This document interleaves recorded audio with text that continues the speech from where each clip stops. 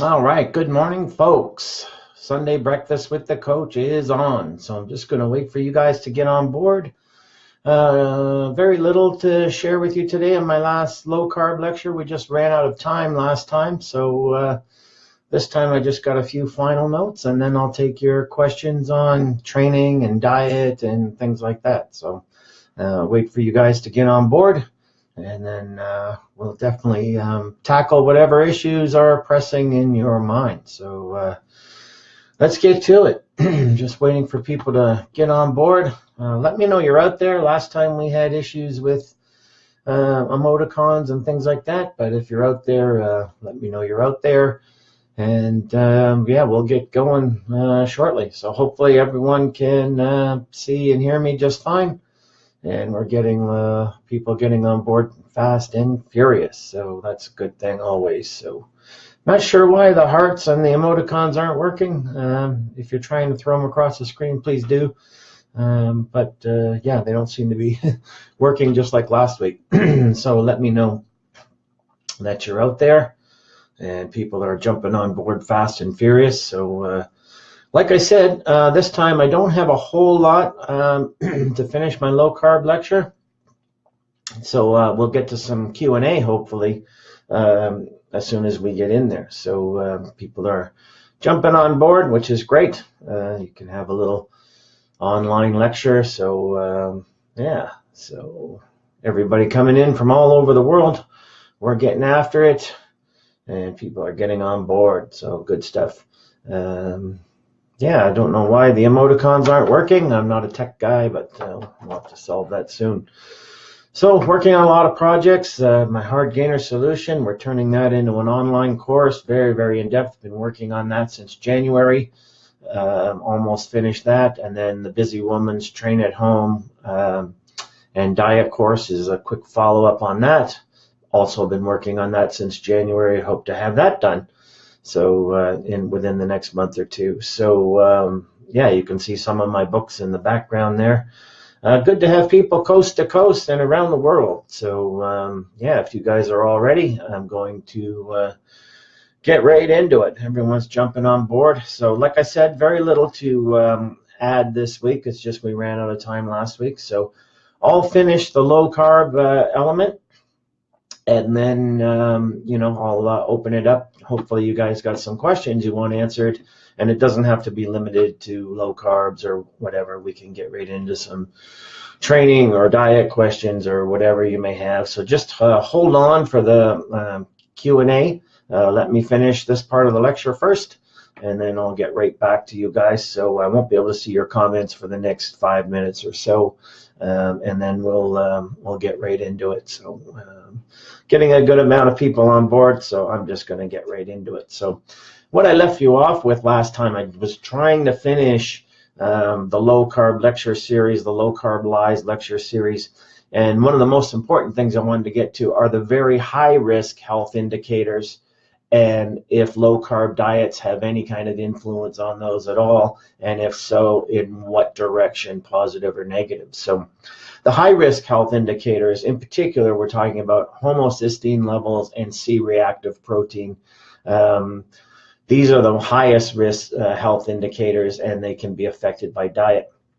Homocysteine is a neurotoxic and vasculotoxic compound that links to dementia, miscarriages, stroke, heart disease. Atkins himself deemed homocysteine levels to be more important health risk factor than cholesterol. But levels of homocysteine rose to concerning levels in more than one study measuring what happens to homocysteine levels on Atkins diets or other low-carb diets. So you can check T. Colin Campbell's books for references on that as well. But in just 6 weeks on an Atkins diet, subjects' homocysteine levels rose from 9.5 to 10.6, and the researchers themselves found this elevation to be, and I quote, very concerning. And that's only after 6 weeks of low-carb dieting. So, and that's from J.H. Hayes, A.L., and the name of the article is Effect of a High Saturated Fat and No Starch Diet on serum lipid subfractions in patients with documented atherosclerotic cardiovascular disease. That's from the Mayo Clinic Proceedings, issue number 78, 2003. Also, Dean Ornish, his article was Dr. Atkins Right, Journal of the American Dietetic Association, issue number 104, 2004. On the other side of the equation, when we look at a carb-based diet, you can look at the research article by DJ DeRose al. And the name of that article is Vegan Diet-Based Lifestyle Program Rapidly Lowers Homocysteine Levels. And that's from the journal Preventative Medicine, issue number 30 in 2000. So as we can see, low-carb dieting, again, has a positive association with higher health risk factors, regardless of what you might read in, off studies here and there. The research is pretty clear on that. And then there's C-reactive protein. C-reactive protein is a marker for inflammation and increased risks of heart disease, stroke, ill health. Now, simply losing weight by itself should lower CRP levels. Yet every single study supposedly supporting Atkins and the low-carb, high-animal protein diet showed that this kind of diet is ineffective in lowering very dangerous CRP levels despite losing weight short-term, which should actually lower these levels in and of itself. Weight loss in and of itself should lower CRP levels, but what we see in low-carb diets is that doesn't happen. One study showed these levels doubled with doing an Atkins-type diet for a mere 6 weeks, and that's the same research article above, J.H. Hayes al., effect of a high-saturated fat and no-starch diet on serum lipid subfractions in patients with documented atherosclerotic cardiovascular disease. In Carbophobia on page 100, on the other hand, showing the other side of the coin, again, on just 2 weeks on a low-fat, primarily vegetarian diet with exercise, can lower CRP levels 45%. 2 weeks on a phytonutrient-rich, full-carb vegan diet with no additional exercise dropped CRP levels an average of 30%. Meanwhile, the Atkins diet and low-carb diets like it causes so much inflammation within the body that CRP levels don't seem to drop at all despite significant short-term weight loss. Weight loss, again, that should change CRP levels for the better, but doesn't. And this doesn't bode well for exchanging short-term weight loss for compromised long-term health. Healthy weight loss should improve health, not risk damaging it. And this is another strike against keto, low-carb dieting nonsense. So as we see, the studies tend to reflect, as far as homocysteine levels and CRP levels, C-reactive protein levels, as markers of ill health, low-carb diets seem to contribute to the ill health and have a nil effect at best on these things. So those are a couple studies there. I have just one more that ties all this up, and then I'll take your questions and answers. So we need to face the truth here when it comes to low-carb dieting, and like I said, the politics of profits. Regardless of all the double talk, lip service, and low-carb advocates, their focus is always on weight, not on health. Let's get clear about that. So a summary of 17 studies, 17 different studies involving more than 270,000 people. Let me say that again, a summary of 17 studies that involved more than 270,000 people showed that a low-carb diet correlated to a 31% increase in mortality rates in comparison to the already high mortality rates of people following a standard North American diet, what they call SAD, Standard American Diet, which isn't a diet at all, right? These are comparing mortality rates to people who don't even diet at all, and the low-carb dieters show a 31% increase in mortality rates. This study also provides an opportunity to look at hollow health claims made by low-carb diet supporters, which I'm tired of seeing. Go on keto if you're type 2 diabetic and all this other nonsense. The diabetics that come to me, and I've trained both type 1 and type 2 diabetics, and we get them on a carb-based whole foods diet, and guess what? They end up having to take less meds or getting off their meds entirely. So These findings, the 17 studies summarized, and others show that low-carb diets do not reverse serious diseases like heart disease or diabetes. And the initial honeymoon period of water weight loss with low-carb diets is simply irrelevant in real terms when it comes to long-term health and sustainability. And that is from Noto al, Noto al, and the name of the research article is Low Carb Diets and All-Cause Mortality, a systemic review and meta-analysis of observational studies. And that's from PLOS 1, January 2013. Now, PLOS, or PLOS 1, stands for Public Library of Science, which is an open form of accredited peer-reviewed research. So what a meta-analysis means is they took a look across different studies from different arenas, medicine, nutrition, diabetes, etc., and looked at what the overall conclusions were in terms of low-carb dieting. And what we see, the summary again, 17 different studies involving almost 300,000 people show that a low-carb diet correlates to a 31% increase in mortality rates compared to the already high mortality rates of people following a standard American diet, which is really a no diet. So again, the hollow health claims made by low-carb dieters are just that, they're hollow. So very, very important stuff. That's all I wanted to say for today.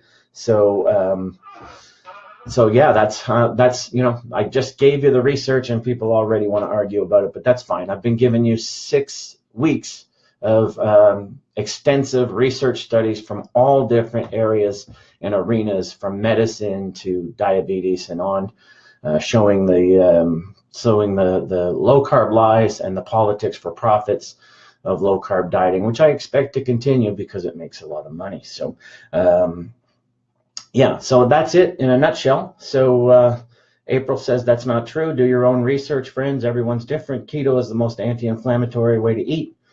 I was vegan and never more inflamed in my life. Well, I'm not saying to go vegan, but I am definitely saying a healthy whole food diet. And yeah, so you're going to get people who differ in opinion. And I agree with April in terms of do your own research. I've been offering you up research in the last 6 weeks. I still think keto is nonsense. Refer to Dr. Schwartzbean's online YouTube lectures, who agrees with me, and she's only got 25 years of experience in internal medicine, board certified in endocrinology, and she also talks about the dangers of keto eating. Keto, folks, like I said in previous episodes, keto is an emergency state. It's not the body's preferred state. It's a very catabolic state of the body breaking down in order to survive. So it's not a good thing. So again, you can do the research. I've been doing research for 4 decades. I stand by my opinion, not to mention the physique transformations that I've been making with carb-based diets for 4 decades as well. So I stand by my level of experience. Let's get to some questions. Troy says, quick question. I know you don't fear sodium. Of course not. But I notice when you talk about your own diet and cashews, you stress unsalted cashews. Why unsalted? Well, I get my sodium from other arenas, Troy, and I just, with the healthy whole food diet, I just like to approach things where I can add my own sodium without knowing, how much is in when they says salted nuts or things like that. Or I even get my tuna packed in water. I get the low sodium tuna packed in water because I heavily salt my other veggies and things like that. So just so I have a little more control. It's not really a fear of sodium. It's just a choice. So that's a very important thing as well. So good point there. So yeah, let's get the questions rocking and rolling, folks. If you want to, have any comments or questions on training or diet, it's an open forum. I'm finished those few points, just finished what I had to say. And it's funny when you present actual research to people who, again, I say all the time, people treat diet like it's some kind of religion, and they're faith-based rather than fact-based. So if they don't like the facts, then they try to ignore them. I just presented you with 2013 study that looked at a meta-analysis of low-carb dieting And not only does it not work, but it's very dangerous. So, and then people want to say, well, that's not true. The latest on research for keto is blah, blah, blah. Well, I can only present to you the objective research that I find. So again, we're entitled to our own opinions, but we're not entitled to our own facts. So Tom says, I saw Andy had a big drink with his lunch a while back. What is true about drinking during eating? Does it dilute? I mean, yeah, I think that a microanalysis, people try to get overly analytical with this stuff. Oh, don't drink when you eat and all this other stuff.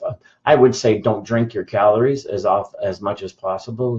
Get your calories from food, not drinks. So I'm a big fan of artificially sweetened drinks if you're going to have them. And I think if you saw Andy, it was probably a refeed day. I don't know if he posts much on his diet days.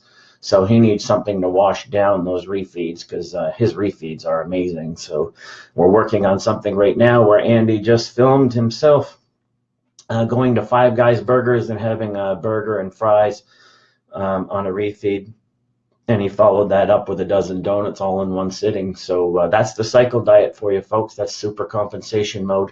And we got that on tape because recently Andy was saying he probably guesses that he eats 10 to 15,000 calories on a refeed day, and someone challenged him on that, saying, "Oh, I know better than that. There's no way you eat more than 5,000 or 6,000." It's like, duh. Andy's been doing this for 13 years. I think he would know, and he doesn't say it to brag. This is what he's able to eat and how he's able to eat.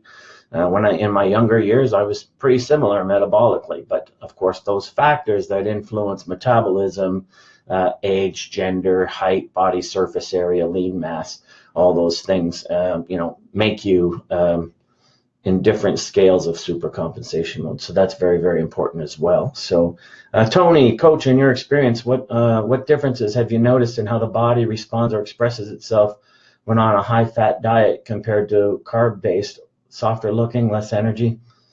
Tony, have you been tuning in the last 6 weeks? I mean, that's all I've been talking about. So I've just been doing a whole low carb lies lecture series. So yes, a carb-based diet is the way to go. That's how all my physique transformation people get their results, whether they're just general population people or athletes or whatever. So you're going to find more energy from carbohydrates, and research shows that too. They did once research comparing the same athletes, the same person, high-fat diet to high-carb diet, and they were able to exercise 3 times longer to exhaustion because of enhanced glycogen stores than when they were on the high-fat, low-carb diet. So it affects your training as well. And as I argued in a previous lecture, when you go low-carb and deplete glycogen stores, the body, don't forget, has all kinds of built-in feedback loops and support systems, and that tends to trigger metabolic compensation toward metabolism slowing down. So you want to always have refeeds if you're dieting in a relative calorie deficit. So that's a pretty good question. Catherine, hopefully I answered that. Catherine says, a training program you have in one of your books says, for example, any loaded chest exercise. Yeah, sometimes I do that because the sequence of the actual exercise specificity is less important than the rep schemes or the plane of motion. So would you advise, as you go through that program week after week, that you switch between different loaded chest exercises or stay with the one you chose to begin with? That's a great question, Catherine. I would say in one of my programs, if I give you the option to select, then it's up to you. You could stick with one that you feel and works for you, or after a few weeks, you might want to choose one that you seldom use to see if you get some kind of effect just from changing ranges and planes of motion. So whenever I offer something like that, that's non-specific in one of my programs that says, any chest exercise or any unloaded, blah, blah, blah. That's because that's a variable and not a constant. In my Program Design Masterclass, which you can find online, programdesignmasterclass.com, I go through all those things about variables and constants and program structure and context and things like that. So if you see something like that, which is a fantastic question, Catherine, it usually indicates that something else is the constant and the variable there is not the training exercise selection. Whereas I often have exercise programs that are the exact opposite, where the exercise selection is very specific, and you don't have any choices or substitutions. So it depends on the program design. Whether you switch it up. I like to switch it up because of my innovation training methodology. Down there see behind me, the Abel approach, the book on the very bottom there, 2nd edition. I talk about innovation training and how muscle development is more based on fiber recruitment, which is more based on variations of ranges and planes of motion of muscle function, way more so than testosterone or growth hormone boosts after a workout, which reminds me, again, the industry ignores all this research because the supplement industry wants to sell you bogus testosterone boosters and GH boosters and all this other nonsense. But the new research is pretty clear that muscle development and even toning and tightening is all about muscle fiber recruitment and less about hormonal indications post-workout. So that's very important as well. Tracy Lynn says, do you take RMR and BR rates in order to consider when developing diets and plans for clients? No, that's not necessary, especially at this level. And you can't really effectively take them anyway unless you're in a real clinical setting, which you would have to control for all kinds of variables like, constant action and room temperature and things like. There's no way to do that other than very general formulaic methods, which I abandoned years ago because they just don't make sense. It's a good question, Tracy, but I actually covered this in a recent video I'm doing for the Hard Gainer Solution, where you can start off with formulas as a starting point, but that's all they are, a starting point. From there, you have to venture into individual biofeedback. For instance, at the height of my career, you do a Google images search of me and you'll see what that looked like. But 260 pounds in photo shoot readiness, like 10% body fat or whatever it was. My diet days were around 1,800 calories. At the same time, this is one of the examples I use to explain the limits of formulas. At the same time, I had a client who was a bantamweight competitor, bantamweight meaning that he competed at 143 pounds or under. So he was about 160 pounds in the off season, and he ate double the amount of calories as me, and I outweighed him by 100 pounds. So these formulas have real limits. One of the things I do look at, Tracy, when someone sends me their assessment information, I always ask for 3 days of an exact diet history. And the reason I do that, a lot of people sort of they get taken aback by that, like as if I'm judging what they're eating. And that's not the reason that I ask for a 3-day diet history. The reason I do that is it gives me an indicator of where their metabolism might be at. Is it optimized? Is it robust? Is it maybe sluggish? Are they eating in a way that's not serving their metabolism? Because remember, the one main argument with me is metabolism first. That's a really important thing. So we work on that first. I do general assessments. Like I said earlier, the BMR assessment is all about factoring in considerations. Gender, males tend to have a higher BMR than females. Body surface area, taller people tend to have a higher BMR than shorter people. Age, younger people tend to have a higher BMR than older people. Internal biochemical and hormonal environment, that kind of thing. So I assess those, boom, straight away. Those are things that I assess immediately as someone sends me their info. How old are they? What gender are they? Are they active, inactive? How are they eating? How have they been eating? We know that chronic dieters, for instance, gain the most weight. We know that chronic dieters have the hardest time because they also, with that weight, they gain the most fat. So I look at a diet history. If someone's been constantly yo-yo dieting, what's that done to their metabolism? And then I keep factoring in gender, age, body surface area, that kind of thing. That's why someone like Andy represents one extreme that we use to point out the essence and the necessity of metabolism first.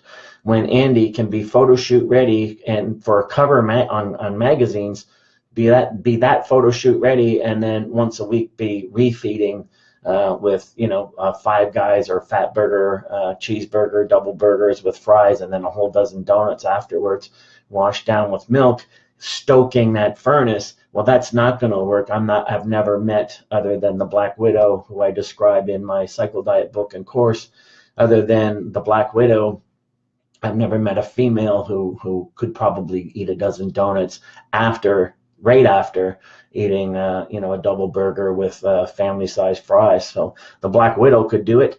You can find her in my book, The Cycle Diet. She's a competitive eater who's a tiny little thing, under 100 pounds.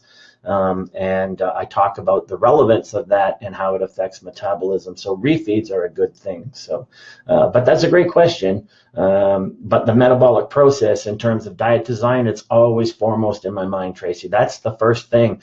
The client's goal may be weight loss or leaning out, but for me, it's metabolism first. And until we correct that, what happens is so many people get so impatient with that whole process, because they're not leaning out fast enough, or they're not losing weight fast enough to some notion they have in their own head because someone they know lost weight faster or something like that. And they don't realize that's because their metabolism has already been compromised. And so what they do is they abandon what would actually work because the scale isn't moving, which should not be the be all end all, but you can't teach consumers the science of this stuff. So there's a lot of layers, as you can see, Tracy, but that was a great question. Doug says, what's the best source of carbs? Wheat is poison. Wheat isn't poison. This is more of this nonsense that people latch onto, and then it goes online as a meme, and then people look at one study, whereas I give you a meta-analysis, and they go and tell each other things like that wheat is poison. So the best sources of carbs are, well, you factor them into two different categories: fibrous carbs and starch carbs. So starch carbs, oatmeal, oat bran, brown rice, potatoes, yams, cream of rice, things like that. And then the fibrous veggies, pretty much any fibrous veggie is fine with me. I don't differentiate because of nonsense like glycemic index and all the other stuff of the ill-informed out there. So, yeah. Sonia says, hey, Coach, I know we try to avoid extreme muscle soreness by progressing the exercises in a program as needed. Is it a problem if someone ends up extremely sore even after using the most basic starting point, the lower end of the rep spectrum and light weights? It's only a problem, Sonia, if that happens each and every workout all the time. If you're chronically sore, then something's wrong with that, and it could be some kind of acidosis in the muscle, or something wrong if that's all the time. It could be an overtraining thing. I once had a client who I thought was doing the program I assigned to him exactly as I assigned it, and then it took a few weeks to realize he was doing actually a tactical implementation of what's called extended sets. He was doing that for every set all the time. So, of course, his body broke down and he got weaker and not stronger, and he was sore all the time and stiff. And then, of course, a little investigation as a coach, I got to the bottom of it, and we quickly corrected that, had him stop training to failure. There's no need to train to failure. And within a few weeks, he was seeing progress again. So that's a great question, actually. Tony says, similar to Scott, I've had 4 decades in the sport of bodybuilding, mostly naturally, and played with a lot of different ways, including keto.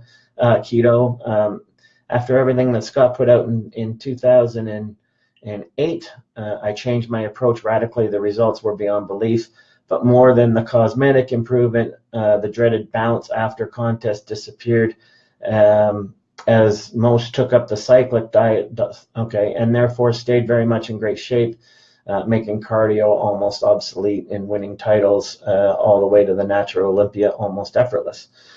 Tony being a former client of mine, you can read his comment in the notes when we're off. Another question from Catherine. Some of your programs are suited more to a commercial gym. Agreed. Would I be decreasing the efficacy of a program, or would you advise against adopting that program to my home gym? Well, that depends on your level of knowledge and know-how and experience, Catherine. If you're experienced, I have a home gym. I still often go to a commercial gym, but sometimes I just train at home as well. So if your home gym is well equipped, that's another factor. If it's not well equipped, then yes, you're compromising the effectiveness of a program. But if you have a good knowledge base and you understand ranges and planes of motion, and you understand the alphabet of training, which is the ground, gravity, and the body, and vertical and horizontal planes, then you could probably make reasonable substitutions for sure. And if you want to know how that works, again, my program design masterclass online, take the course. It's very, very in-depth, has all kinds of programs on it, how we break them down, how we built them up, how and why they were structured, everything from my physique after 50 program to some of my high-end MET training programs are in that program design masterclass. So good, important stuff. So people keep saying hello, so, and good morning. So hello and good morning, everybody. All around the world, South Africa to Dubai to Australia to New Zealand to coast to coast in North America, San Diego. Yep, welcome people, welcome. Perry says program design masterclass rocks. Appreciate that, Perry. Yeah, if you really want to know about program design, folks, one of the things that boggles my mind these days is the difference. There seems to be this deep chasm between the expert base and the consumer base. I go to the gym and I can't believe what I'm seeing personal trainers doing and boot camp classes, what's going on in boot camp classes. It's like they have no understanding of the principles of exercise physiology as well. And if you really want to get somewhere, or you want to be an expert and you want to help other people, you have to understand the difference in program design versus just working out. Working out should be more than just burning a bunch of calories and keeping your heart rate up. That has no structure. So the number one thing about program design is structure. What is structure composed of? Structure is composed of strategy and tactics. Those aren't the same thing. Strategy can be as simple as how many days per week someone trains, 3, 4, 5, or 6, versus tactical approaches, which means what you do within the workout, training to failure, not training to failure, variables and constants. Is it a rep-based program or a load-based program? Things like that. So it's amazing to me that people don't know these things. And I'm sick and tired of walking into gyms and seeing accredited, certified personal trainers. Like, that doesn't mean anything to me, although it means something to consumer, but who keep thinking that a collection of exercises equals an efficient workout just because it's their own ego bias that their collection of exercises is somehow like masterful. And like I always say, a collection of exercises does not necessarily equate to an efficient workout, and a collection of workouts does not necessarily equate to an effective program. I watch people who never change, whether they're in boot camp classes or whether in the gym, and I overhear things like, oh, it's chest day, oh, it's back day, and that's their whole structure. Like, there's no structure to anything that they're doing, and it's not based on anything based in the principles of exercise physiology and energy systems. For instance, the limitations of cardio for fat burning. Things like that. So that's all in the program design masterclass. If someone wants to really, enhance their knowledge base, then I would suggest taking that course. Andrea Pappas says, what people are discovering today, Scott discovered back nearly 10 years back. Okay. That's just some some flattery, so I'm not going to read the rest of that. Moyen says, what if you don't get sore when you push yourself? Are you doing enough? Well, there's a lot of things that factor into that, Moyen. There's energy systems. Again, there's program design. Maybe your program is inefficient in some way, but soreness shouldn't be a goal. For instance, if I change up someone's program from, Perry just posted the link, folks, to my program design masterclass. So if you want to look at that now or after we get off the air, you can see the program design masterclass link there. Which is doing well online and has a lot of kudos. So it's a very in-depth course, which gives you a lot of programs that even if you don't want to learn about program design, you'll have a lot of programs there you could use with your own clients or yourself. So thanks to Perry for posting that link. So back to Moyen's question. I hope I'm pronouncing that right. But yeah, soreness shouldn't be a goal. There's this whole new trend since CrossFit that exhaustion is the goal at a workout, and that's absolutely ridiculous. I just had JC Santana on my podcast, and we are both in agreement on the nonsense of training people into the ground. Any monkey can do that. At the same time, you have to leave the gym feeling invigorated and that you've accomplished something. And, what you do in the gym today should be based on what you did yesterday and what you're going to do tomorrow. And people don't seem to link those things. They just think, go to the gym, take a boot camp class, burn some calories, and miraculously your body's going to change. That's not how the body works. So, but specifically to your question, Moyen, soreness, if I change someone's program up, chances are likely that within the first 2 or 3 weeks of a new program, they're experiencing muscle soreness again, but that dissipates in the early phases of adaptation to a program. Remember, in my terminology, there's 3 phases of time we consider with the client and the program application. There's the immediate realm of time, the residual realm of time, and the cumulative realm of time. So between the immediate realm and the residual realm, in a new program, there's often soreness. For instance, I don't do any real cardio. If I went out running today, I could probably, because of my level of fitness, run 5 or 10 Ks. But if I come back from that, then tomorrow I'm going to wake up, my knees are going to be sore, my hips are going to be stiff, my legs are going to be killing me. And it's not because I'm out of shape. It's because it's a completely different type of exercise than what I'm used to, and I would have overdone it. So a lot of the times there's soreness, and then there's bad soreness, and then there's actually pain. And pain is a lot different than DOMS. So that's very, very important as well. So yes, and Perry's just asking the difference between working out and training. We use these terms interchangeably, and sometimes it gets confusing, but workouts and training implies a plan. Working out, I mean, you can go to the gym, like I said, you can take 5 boot camp classes a week, jumping around and doing burpees and sweating, but there's no structure to that. That doesn't mean it's going to give you the body you want. So there's a whole difference. Like I said, what you do today in the gym should be based on what you did yesterday and what you're going to do tomorrow, and that feeds into what you're doing week to week. Most of my programs are structured in cycles like that, and that gets to sort of periodization elements as well. So very, very important stuff to keep in mind. So Sherry says, I see a lot of trainers working out teens over the summer. It's shameful. I witnessed a program that consisted of having them run stairs, do push-ups, and then planks. Are parents paying for this so-called training for their kids? I would question parents paying personal trainers, adult parents paying personal trainers for what I see in the gym, Sherry. I see money wasted every single day when I'm in the gym. I want to walk up to, not the trainer, I want to walk up to the person paying that trainer and just ask them, well, what it is you're trying to accomplish. Like, what's the difference between training by yourself and picking a bunch of exercises or paying someone else who's doing the exact same thing?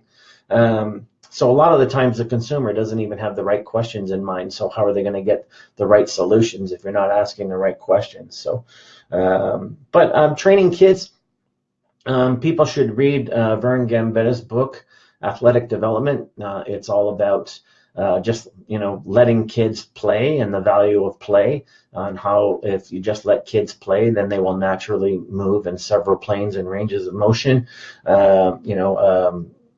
Sagittal plane, coronal plane, transverse planes, but kids don't play anymore. So getting kids to exercise in any way is okay, but it depends on their age, of course. So, but kids are starting to work out younger and younger, and I guess that's better than just playing video games all day long. But again, it depends on the quality of the trainer. So that's an important point as well. Tracy is using an example. She said she started to experience more soreness again when she started doing Krista's combinations. If you watch my YouTube channel, you'll see best exercises for women. I throw some combinations in there that are well thought out. And also, Krista, if you go to scottabelfitness.com, the Great Glutes at Home circuit training is all about proper exercise sequencing that I talk about, as I'm mentioning the program design masterclass. So Tracy, just to continue, says doing exercises by themselves never really created muscle soreness for me, but the combinations really activate the muscles, and I feel a difference, and I'm noticing a sweep now between anterior and posterior leg, and I no longer have back pain. Well, that's what a program should serve, Tracy. It should be injury-free, joint pain-free over the course of time, doable and sustainable and progressive. And these are things that factor into program design. It's the difference between having structure, again, the difference between knowing that what you're doing today is based on what you did yesterday and what you'll do tomorrow, versus just going into the gym and having a workout when it has no structure, or you think it has structure because some trainer gave it to you. So what Tracy's describing there is what I call sequential activation. And sequential activation means if you understand muscle innervation, then it makes sense that certain exercises would go together well, and it makes less sense that other exercises wouldn't, which is why I end up shaking my head with what I see in the gym, because it's just an arbitrary selection by some trainer of exercises that apparently go together but really don't.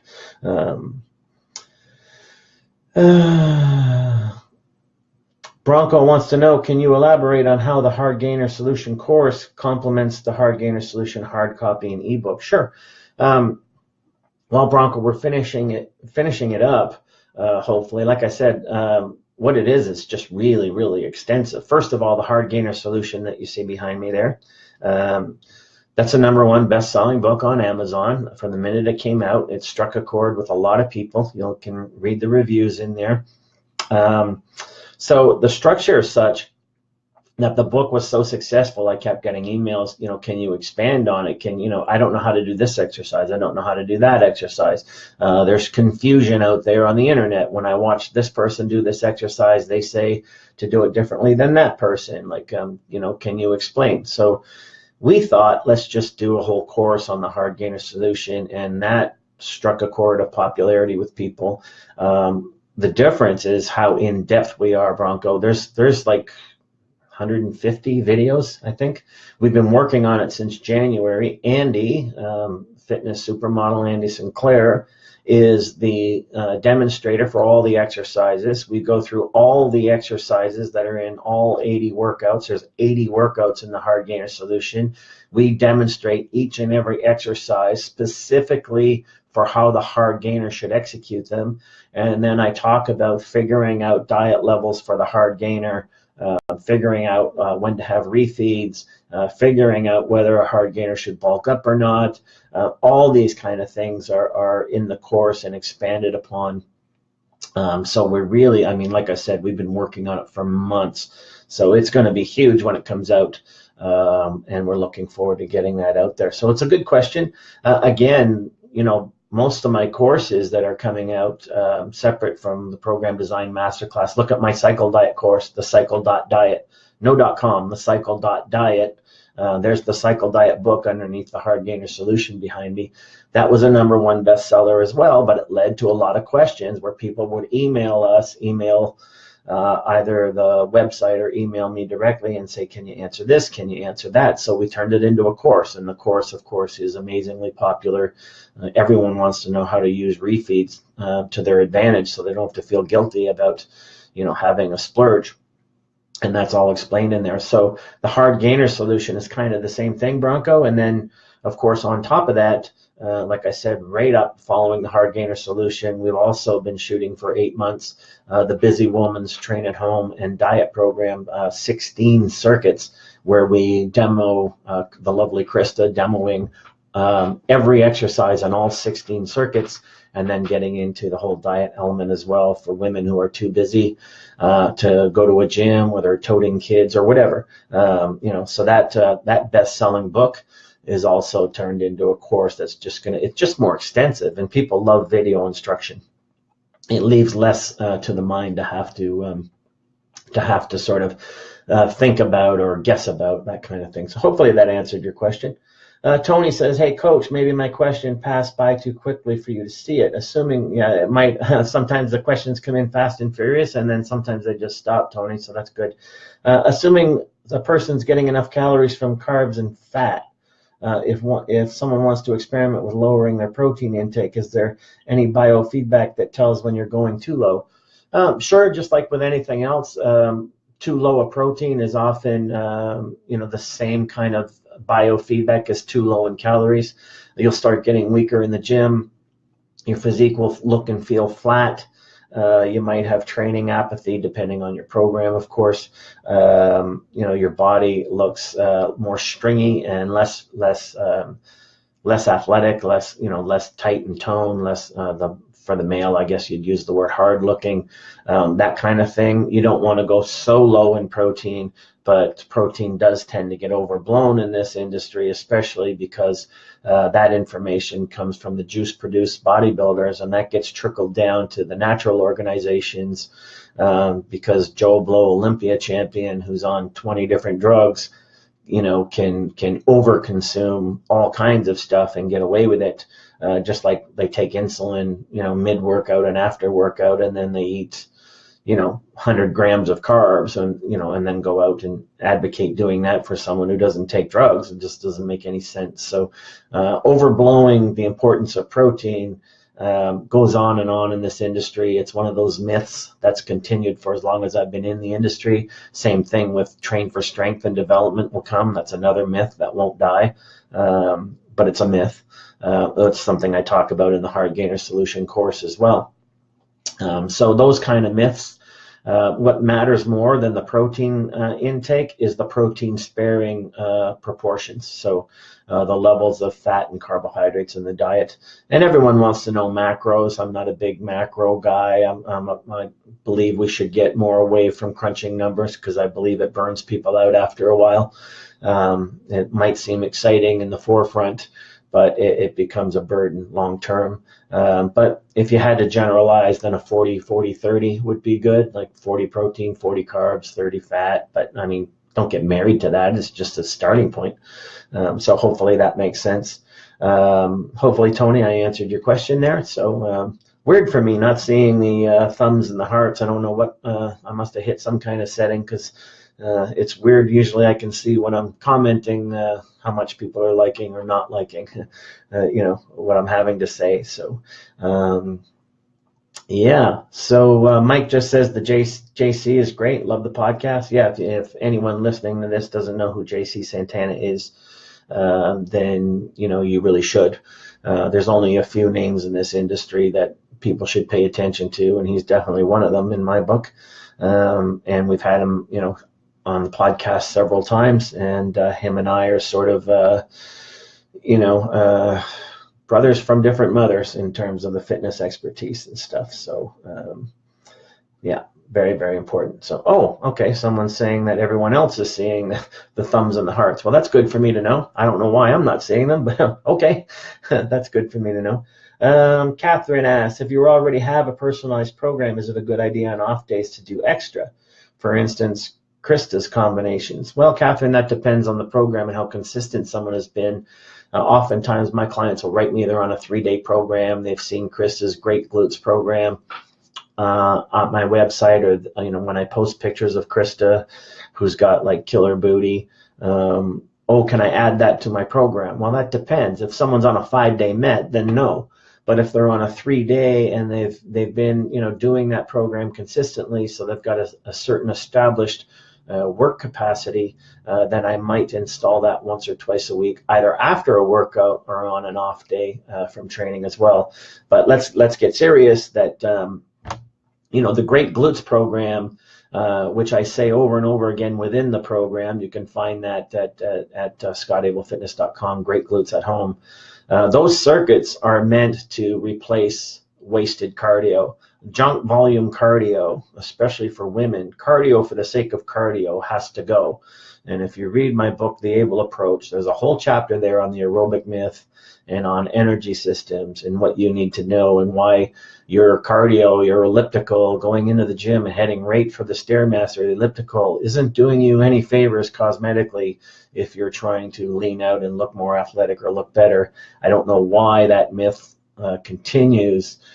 For the ladies out there, I think it's because they see competitors who do that, and competitors who are, overtrained, overexhausted, overdieted, and they can't sustain what they have. But they see a competitor maybe a few weeks before contests and think how impressive they are. And if they're doing that, then they should do that too. And most of these competitors are taking pharmaceuticals anyway, whether they will admit it or not. One of the saddening trends for me these days is I know competitors won't admit, the female competitors, they want to say they're natural to all the people that go and marvel at their physique, whereas I wish they would just be honest and admit to what they're taking.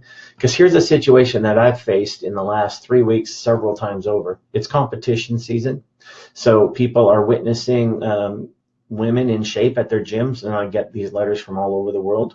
And so someone will write me, they want a one-time custom diet, but they already look excellent.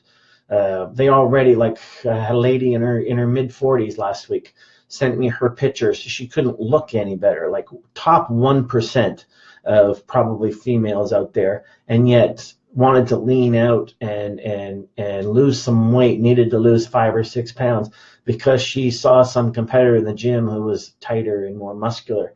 Well, I know for a fact this person already being the top 1%, that competitor she must have been looking at had to be on drugs. So without knowing that, you just assume that there's something extra you can do without the reality component of what might that person be doing that I don't want to do. So you have to look into those things. I wish I could educate people about that. A lot of people get offended by the truth, and like I said, you're entitled to your own opinion, but you're not entitled to your own facts. And I know a juice-produced physique when I see it, male or female. So it's sad sometimes, though, that the ladies themselves won't admit it, so they mislead other women who think if they just diet hard enough and train hard enough, they can look like that too, without adding to the fact, oh, and by the way, I take these 9 or 10 different drugs. I take anti-estrogen drugs, I take thyroid, I take growth hormone, I take Anavar, I take clenbuterol. But I'll just leave all that out so you can marvel at how wonderful I look. And that's too bad, and that's sad because it misleads a lot of women to have unrealistic expectations. Like I say, when women who are already beautiful and look amazing write me and it's not good enough for them, that's sad to me. So yeah. So, and then Moyen, thank you, Moyen. Moyen's just sending a bunch of hearts in the message part so I can see them. So, because they're not floating across my screen for some reason. Bronco follow-up, outside of hard gainer solution, which of your other workouts give a flexibility as far as how many days per week to work out? Well, if people get custom workouts from me or my own clients, then lots of them. Bronco, if you take the program design masterclass course, that's all discussed in there as well. So one of the first things with structure, though, is days per week training, and there's not many ways around that. In the hard gainer solution, as you mentioned, Bronco, one of the more flexible elements of that is because it's whole body training, you never actually miss a workout, whether you're training twice a week or up to 6 days per week. When you're doing whole body, you never miss out on a training session because you've done all the body parts. And then the other factor there, Bronco, is the training body part based, or is it biomechanics based, like more functional or more kinetic chain, things like that? Like my whole body hypertrophy program from years back mixes body part training with kinetic chain stuff, like burpees with snatches and those kind of things, kinetic chain movements like squat, curl, and press with body part stuff. So it depends on structure a lot, and it depends on intent. What's the intention of a program? Is it metabolic? Is it strength based? Is it load based? Is it rep based? But there's other programs that, especially if they're structured around whole body workouts, Bronco, then yeah, that gives a lot more flexibility. But you can't structure. Every program can't have the same structure, or you can't service different client needs. That's the problem out there as well. There's so much paradigm blindness out there that someone's a strength expert, so they think the answer to everyone's dilemma is strength training. Someone's into CrossFit, so they think the answer to everyone's dilemma is CrossFit. And no one over 50 should be doing CrossFit. No, I don't think anyone should be doing CrossFit anyway, but that's a whole other argument. So that kind of thing, these all factor into it, and all these things are covered in my program design masterclass. I'm not trying to plug it. I'm just saying that's where you can get really, really in-depth answers. So Good. Any other questions, folks? Sorry, I'm scrolling through here. Perry's doing all kinds of posts from my um, website. He's just posting a link to my one-time custom workouts or one-time custom diet section. Lori, thank you for the thumbs up in the comment section. That's the only place I seem to be able to see them. If anyone out there is tech savvy and you know how I can get those emoticons to start showing again, email me and let me know that. Sherry says, thank you for speaking the truth to how frequently those physiques are far from natural. It really bothers me, Sherry, because it's so obvious with the males, right? Or it should be. But with the females, it's less obvious. But, I even have people that I know personally will say, oh, I saw that girl in the gym. Do you think she's, maybe taking something? I'm like, do I think? Like, are you that naive? It's like watching someone with suddenly has like 36 triple D breasts asking me if I think she has implants. People forget who I was in this industry, or they just don't know. But, for almost 20 years, I was at the top of the industry, training the top of the top people, and traveling with the top photographers and, magazine publishers and ghostwriting. And so I know, a drug-induced physique when I see one. And like I said, it's usually much easier to spot in the males than the females. But extreme muscularity and things like that is rare for it to be natural. There are some exceptions. My client Desiree Walker, who we've had on the podcast, who's the ninja dentist online, she's just one of those natural freaks. That's a 1 in a million. But I wish women would have more of a true sisterhood than a you go girl, pretentious sisterhood online. Whereas these girls who compete would talk about the realities and the ramifications of the competition and admit that, yeah, even in bikini these days, there's all kinds of drugs involved and there's a price to pay for that. And there's all kinds of suffering and there's a price to pay for that. So it's not that these people are walking around all year long like that. So, I marvel more at the sustainable physique, and that means a lot more to me. So, yeah, Sherry, it's just one of those frustrating things to me because I come from that world and I know how much the ladies are lying to other ladies who they just want to soak up all the kudos. Oh, you look so wonderful. I wish I could look like you. And they just want to soak that up without saying, well, you know what? Let me be honest. In my early days of my career, one of the reasons I was attacked so much is I was one of the guys who came out and said, yeah, I take performance enhancing drugs back then. I mean, obviously, I haven't done that in years and years and years because I thought that should be known and I thought it should be discussed and I thought people could handle the truth. And I ended up oftentimes quoting from the movie, You Can't Handle the Truth, because I would get attacked for it and it was more like shooting the messenger. But I just wish ladies would come forward and admit to other ladies what's involved. But instead, like I said, they just want to soak up all the, wow, you're so awesome, without saying, well, yeah, it's a lot of work, but I also, I take these drugs to compete against the other ladies who are also taking drugs. I mean, what's so hard about that? But again, people want to get, their egos are too big to handle that kind of thing. But I got out of that world anyway. It just bothers me when I see otherwise really, really fit, good-looking women who think they don't look good enough because they saw some competitor who's taking a litany of drugs who they think they should look like. And believe me, trying to compare the drug-produced physique to a natural physique is like comparing a bicycle to a Porsche. I mean, there's just very different engines operating in that kind of environment. So let me see if there's any other questions. Oh, sorry, I keep forgetting to scroll down. So what causes the big bellies with the bodybuilders? Tom, I'm going to move away from, I'm not into, I left that world because of questions like that. I don't want to deal with, it's a drug subculture now, Tom. When I first got into it, my mentor was the great Bill Pearl, who taught me as much about being a man as about being a bodybuilder. And I think those days are long gone. It's a drug subculture now.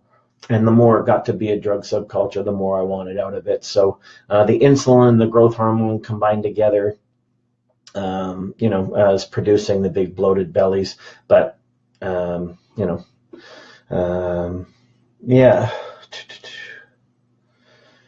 Yeah, more comments on the female pros with their masculinization and jaw lines and receding hairlines and stuff like that. Well, that's the extreme, Tony. But there's the ones who are competing in figure and bikini who look borderline. They still look feminine, just very muscular, but without a trained eye, people wouldn't know that they're taking clenbuterol and thyroid and things like that. Um, so yeah, I mean, it's just, and unfortunately, it's the herd mentality, right? I mean, for me, the question is, why do so many women want to compete in this? Like, there's Krista was approached and said, "Oh, you should compete. It's so wonderful and stuff." And I was like, "Krista, don't ever compete. You're as beautiful gets. Don't do that to your body." And she was just sort of shrugged it off anyway, so it was no big deal. So Jeffrey says, any tips to help lean out a woman's lower body leading into a show if it's behind a bit? Sure. Well, it depends how close to a show. Lower bodies tend to be behind when women. I would say watch your cardio. Don't overdo it because you're just going to get a more flat look. I would say check out my Ultimate Figure program, which is also a course online. See, the reason I have so many products, folks, it sounds like I'm plugging them. Like, look at all my books behind me. Those are all, not all my books. Those are some of my books that are in hard copy. And now I just mentioned the Ultimate Figure as well. I'm not doing that to plug a product. I'm doing it to point out to you all these questions that I get. I did these products to address these questions specifically. So I would say, Jeffrey, even though you're asking about women, check out my Ultimate Figure program and go to my scottabelfitness.com and get the Great Glutes at Home circuit training. You'll get ideas on that. That's all about lifting and tightening and toning the booty without building it. Because so many women, they want a tighter and toned, shaped and sculpted physique, but they don't want to build it bigger.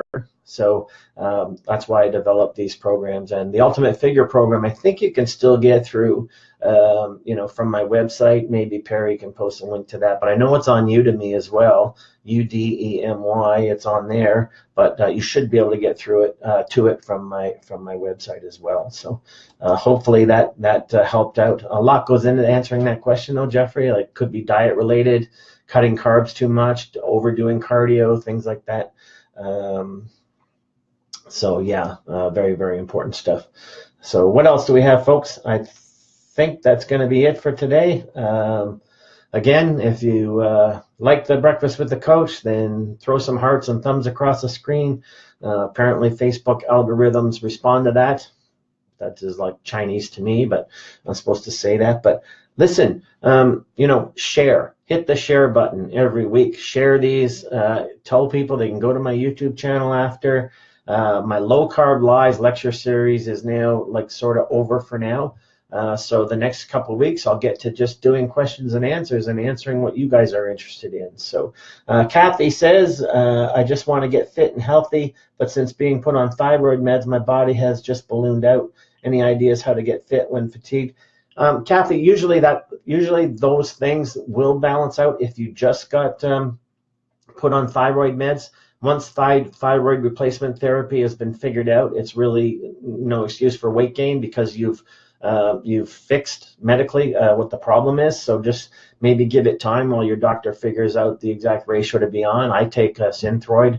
A lot of the people I know who are in shape are on thyroid meds, and no problem. So give that time. But also, Kathy, consider the difference between having a program and just doing workouts to burn calories. That's what I was talking about earlier. So you might want to consider like a one-time program or getting actual structure to your routine and your diet strategy and things like that. But once you're on thyroid replacement meds, it really shouldn't be an excuse for your body bottoming out on you, as you just said. Sorry, I thought you said ballooned out, but it said bottomed out. So and you're fatigued. Okay, well, that's a fair one. You got to work around that, and fitness will help with that, actually. If it's the right kind of program, then it should help work against the fatigue. But the fatigue could be based on other things other than thyroid, but that's certainly going to have something to do with it for sure. So Catherine wants to know what I'll be discussing in the next series. Well, I don't know. I'm going to show up for a couple of weeks and just do questions and answers as I finish these other products. But I was going to get a little into some hormonal stuff, testosterone, cortisol, maybe even estrogen, things like that. I have a lot of people now who are premenopausal or menopausal, and I get lots of questions on that. So I could definitely feed that animal as well. So that's it for this week, folks. I hope you got a lot out of it, and I hope you'll all tune in next week. And please hit the share button, let people know, and I will repost this later to my YouTube channel. So thanks for being out there, folks. If you weren't out there, it wouldn't make a lot of sense for me to be here doing this. So appreciate your time, and hopefully you benefited in some small or large way, and I will see you next week.